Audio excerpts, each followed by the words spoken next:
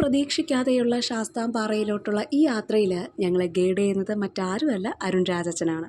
പോകുന്ന വഴിക്ക് തന്നെ ചെറിയൊരു അമ്പലമുണ്ട്. ഏതാണ്ട് 2 മണി ആയിട്ടുണ്ട്. അതുകൊണ്ട് തന്നെ മുകളിൽ നല്ല വെയിലായിരിക്കും എന്നൊരു ധാരണ ഞങ്ങൾക്കുണ്ട്.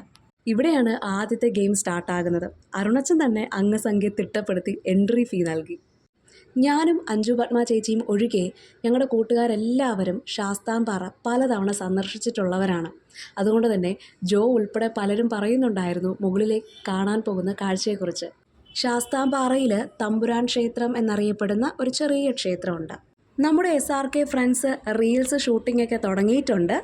ശാസ്താംപാറയിലെ സേഫ്റ്റി മെഷേഴ്സൊക്കെ അത്യാവശ്യം നല്ലതാണ്. സെൽഫി സ്റ്റിക്കിനെ വെല്ലുന്ന നിശാന്ത ചേട്ടനുള്ളതുകൊണ്ട് സെൽഫി എടുക്കുന്നതിന് ഞങ്ങൾക്കൊരു പഞ്ഞോ ഉണ്ടായിരുന്നില്ല.